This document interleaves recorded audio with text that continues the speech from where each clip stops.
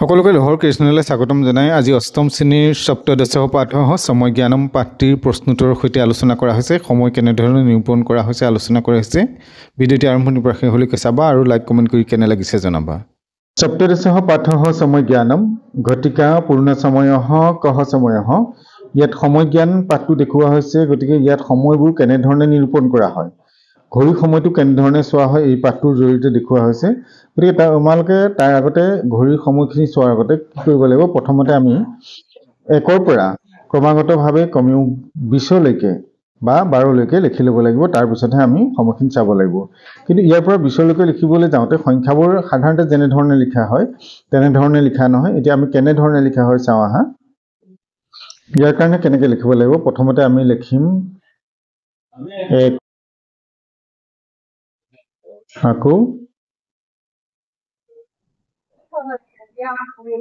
2, তাৰপিছত আহিলে 3, তাৰপৰা আহিলে 4। কেনেকৈ লেখা হ'ল 1, 2, 3, 4, 5, 6, 7, 8, 9, 10, 11, 12, 13, 14, 15, 16, 17, 18 বা 18, 19, 20। প্ৰথমতে আমি সংখ্যাকেইটা লিখি ল'ব লাগিব, আৰু সংখ্যাকেইটা আমি কেলৈ লিখিছোঁ, ব্যৱহাৰটো কেনেকৈ হ'ব মই তাক কৈ আছোঁ এতিয়া। সেইকাৰণে এনেধৰণে আমি 1 বুলি নেলিখি 1 বুলি লিখিলোঁ,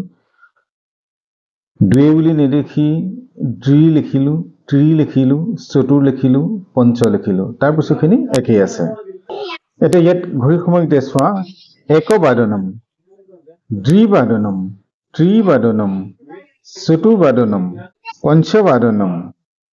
7 বাদনম, 7 বাদনম,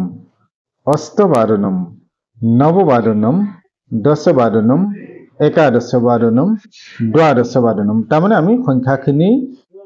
1 বাদনম নহয় বা 1 বাদনম নহয়, কি বুলি লিখোঁ 1 বাদনম। আৰু 2টো লিখিলোঁ 2 বাদনম, 3টো লিখিলোঁ কি 3 বাদনম, 4 বাদনম।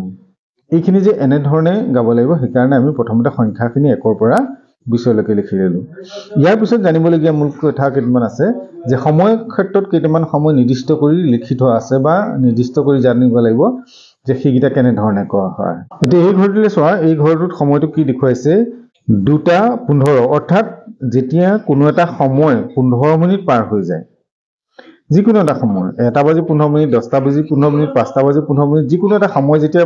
15 মিনিট পাৰ হৈ যায়, তেতিয়াহ'লে তাৰ আগত আমি চপাদ শব্দটো ব্যৱহাৰ কৰিব লাগিব। তাৰমানে চপাদ দ্বিবাদনম, চপাদ ত্ৰিবাদনম, চপাদ শব্দটো ব্যৱহাৰ কৰিব লাগিব। আৰু যদি 30 মিনিট পাৰ হৈ যায়, 30 মিনিট পাৰ হৈ গ'লে আমি এইখিনিত সদায় শ্ৰাদ্ধ শব্দটো ব্যৱহাৰ কৰিব লাগিব। শ্ৰাদ্ধ চতুৰ্বাদনম, শ্ৰাদ্ধ পঞ্চবাদনম, শ্ৰাদ্ধ ষটবাদনম, এই শ্ৰাদ্ধ শব্দ ব্যৱহাৰ কৰিম। তাৰপিছত যদি 15 মিনিট আছে, যিকোনো এটা সময় নিৰ্দিষ্ট হ'বৰ কাৰণে 15 মিনিট বাকী আছে, 1টালৈ 15 মিনিট আছে, 2টালৈ 15 মিনিট আছে, 3টালৈ 15 মিনিট আছে, যিকোনো সময়লৈ যেতিয়া 15 মিনিট বাকী থাকে, তেতিয়াহ'লে লিখিব লাগিব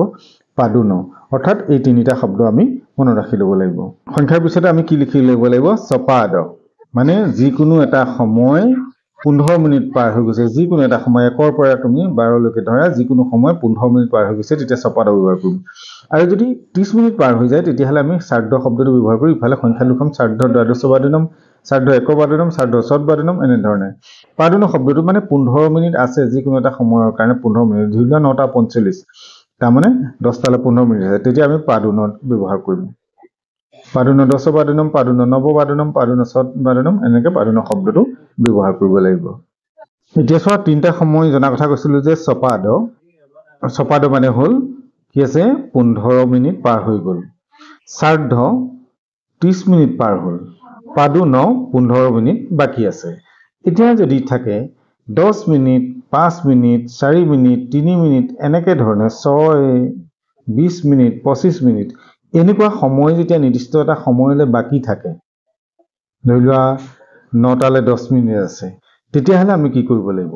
এই সময়খিনিৰ কাৰণে আমি আকৌ 2টা শব্দ জানি ল'ব লাগিব। প্ৰথম শব্দটো হ'ল উন, উন বুলি তোমালোকে ইয়াত লিখি ল'ব লাগিব, যে উন, উন শব্দটো লিখি ল'লোঁ। তাৰমানে কি হ'ব 10 শব্দটো আছে না 10 51 55 54 53 20 মিনিট আছে 52 25 মিনিট আছে 55 তাৰমানে 59 শব্দটো ব্যৱহাৰ কৰি মানে ইমান সময় বাকি আছে কিন্তু যদি এটো পাৰ হৈ যায় তেতিয়াহলে কি লিখিব লাগিব তেতিয়াহলে এই 59 তলতে তোমালোকে চোৱা যে ইয়াত আমি ৰাখিব লাগিব অধিক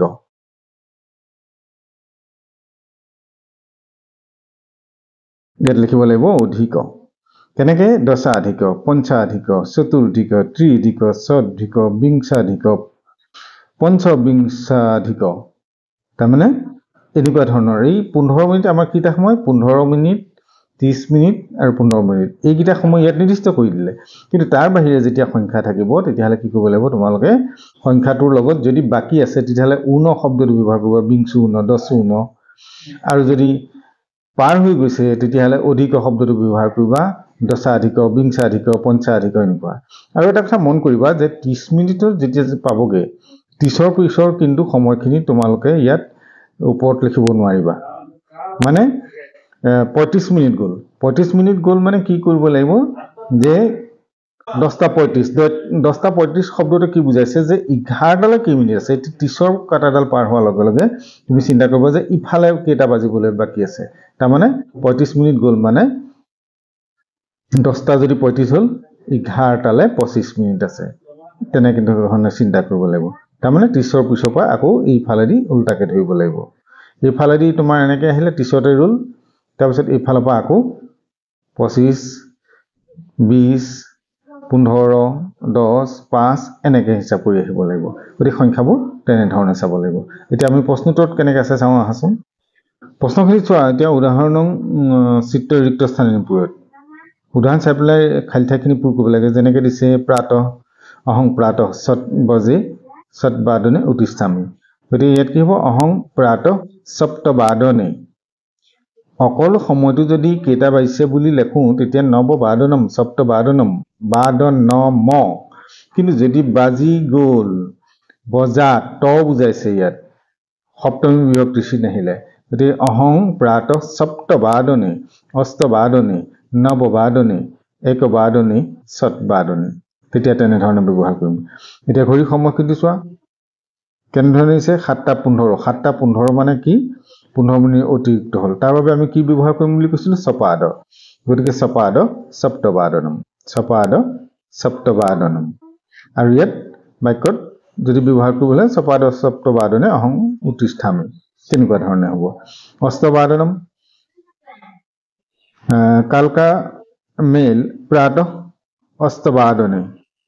ইয়াত বাদনে আহি গ'ল গতিকে 9:45 বুলি কওঁতে চিন্তা কৰিবা যে মই কি বুলি কৈছো যে 30ৰ পিছত কাটাডাল যেতিয়া পাৰ হৈ গুচি আহিলে তেতিয়া এইফালে পিছৰ সময়টো বাজিবলৈ কিমান আছে সেইটোহে চাব লাগে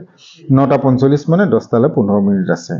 তেতিয়া কি হ'ব পাদুন 10 বাদনম সময়খিনি তেনে ধৰণে চাব লাগিব গতিকে এইখিনি সময় তেনে ধৰণে তোমালোকে পুৰাবা পিছৰ এইখিনিও তেনেকৈ নিজৰ সময়টো নিজেই ইয়াত পুৰাব পাৰিবা অহং পঞ্চবাদনে উত্তিষ্ঠামি তাৰপিছত আকৌ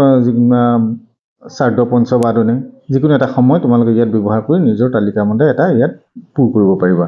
তাৰপিছত এইখিনি যে সময় দিয়া আছে এই সময়খিনি ইয়াত অন্তৰ্ভুক্ত কৰিব পাৰিবা ভজনম প্ৰাতঃ কালে সৎবাদনে প্ৰচাৰ্যতে ইয়াৰ সময়খিনি ইয়াত ব্যৱহাৰ কৰি দিবা গতিকে আজিলৈ পাঠখনতে সামৰিছোঁ পৰৱৰ্তী নতুন পাঠ লৈ আহিম তোমালোকে প্ৰশ্নোত্তৰখিনি কৰিবা আৰু এইখিনি লিখি ল'লে সংখ্যাখিনি লিখি ল'লে আৰু কিমান সময় কেনে ধৰণে চোৱা হয় লিখিলে অতি সহজে বুজিব পাৰিবা চেনেলটোত যদি নতুন